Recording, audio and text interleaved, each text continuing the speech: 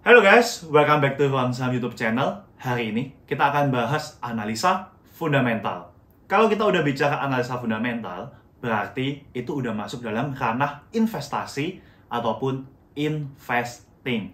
Siapa nih yang mau jadi investor di pasar saham? Kalau kalian mau jadi investor di pasar saham, maka setidaknya kalian wajib kenali 3 laporan keuangan ini. FYI teman-teman ya, kalau kita udah mau jadi investor, maka teman-teman harus rajin yang namanya analisa laporan keuangan. Oke? Berbeda ya sama trader atau trading yang masuk dalam analisa teknikal. Kalau analisa teknikal itu pasti lebih banyak lihat pergerakan harga harian, liatin chart. Nah, tapi kalau untuk investor dengan tujuannya investasi, maka kita butuh yang namanya lihat laporan keuangan perusahaannya. Kalau bisa, sampai 5 tahun ke belakang. Nah, kalau kalian udah memutuskan yakin mau lanjut jadi seorang investor, maka kalian wajib kenali 3 laporan keuangan ini. Minimal ya teman-teman, kalian wajib kenali 3 laporan keuangan ini. Laporan yang pertama itu namanya laporan laba rugi. Ya otomatis kalau kita udah tahu namanya laporan laba rugi, di sini laporan ini bertujuan untuk menunjukkan apakah perusahaan ini profit nggak sih, gitu loh, atau bahkan dia rugi.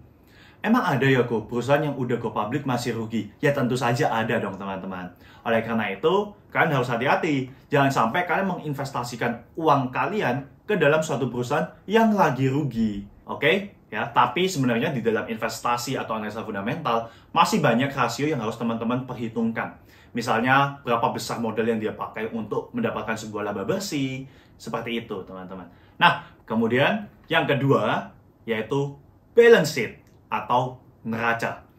Nah, di dalam neraca ini adalah suatu laporan yang terdiri atas aset, kewajiban, dan modal atau ekuitas biasanya. Nah, dari sini tujuannya adalah kalian bisa melihat posisi keuangan terakhir dari suatu periode dalam perusahaan tersebut. Dan kemudian yang ketiga yaitu cash flow, teman-teman.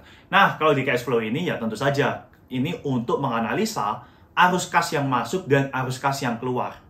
Ya, di sini kita bisa nge-track kemana saja sih uangnya untuk operasional, atau untuk pendanaan, atau bahkan ada yang digunakan untuk investasi lagi. Nah, 3 laporan inilah yang seenggaknya teman-teman itu wajib kenali sebagai seorang investor. Nah, pertanyaan yang biasa paling banyak ditanyakan adalah, emang fungsi dari laporan keuangan itu buat apa sih? Tadi kan sempat disebutin tuh, kita kalau mau lihat laporan keuangan seenggaknya sampai 5 tahun ke belakang. Nah, sebenarnya fungsinya apa sih? Oke, nah dalam video ini kita juga akan bahas ya 2 fungsi besar dari laporan keuangan untuk masa sekarang dan masa lalu. Oke, kita langsung bahas aja yang masa sekarang dulu deh ya. Nah, fungsi kita menganalisa laporan keuangan di masa sekarang itu adalah dengan kita melihat yang pertama, kita bisa melihat dong bagaimana keadaan dari perusahaan ini baik secara modal, baik secara kas, ataupun secara laba, teman-teman. Kalau memang dari perusahaan udah bagus, otomatis yang kedua, kita juga bisa menganalisa lanjutannya, yaitu nantinya bagaimana perusahaan akan mengambil keputusan-keputusan besar, baik untuk ekspansi, dengan melihat apakah dari sisi keuangannya saat ini mencukupi apa tidak.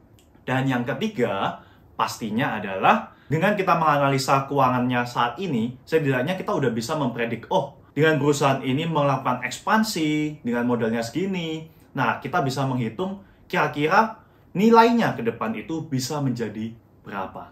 Itu untuk fungsi laporan keuangan di masa sekarang. Kemudian untuk yang masa lalu, teman-teman, ya kan kita udah bicara tuh kira-kira ada 5 tahun ke belakang. Sebenarnya tujuannya apa sih? Yang pertama, sebagai tujuan biar teman-teman itu gak kena prank. Ya, jangan-jangan perusahaan ini memang lagi bagus-bagusnya tahun ini doang gitu loh.